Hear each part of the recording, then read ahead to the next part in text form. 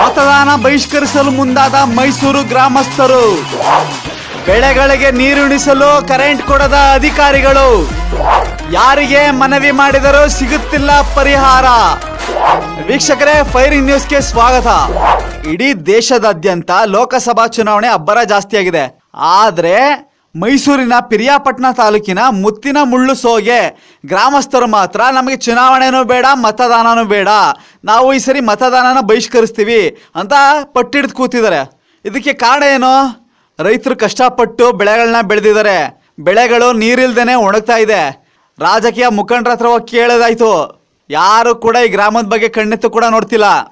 ಕಷ್ಟ ಅಂದಾಗ ಯಾರೋ ತಿರುಗಿ ನೋಡ್ದೇನೆ ಈಗ ಕೊಡಗು ಮೈಸೂರು ಲೋಕಸಭಾ ಚುನಾವಣೆ ಬನ್ನಿ ಓಟ್ ಹಾಕಿ ಅಂದ್ರೆ ನಾವ್ಯಾಕೆ ಬರಬೇಕು ಅಂತ ಈ ಜನಗಳ ಪ್ರಶ್ನೆ ಕೇಳ್ತಾ ಇದ್ದಾರೆ.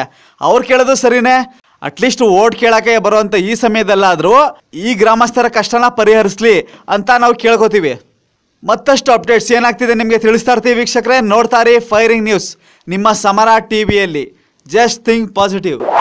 ಮತದಾನ ಬಹಿಷ್ಕರಿಸಲು ಮುಂದಾದ ಮೈಸೂರು ಗ್ರಾಮಸ್ಥರು. ಬೆಳೆಗಳಿಗೆ ನೀರುಣಿಸಲು ಕರೆಂಟ್ ಕೊಡದ ಅಧಿಕಾರಿಗಳು. ಯಾರಿಗೆ ಮನವಿ ಮಾಡಿದರೂ ಸಿಗುತ್ತಿಲ್ಲ ಪರಿಹಾರ.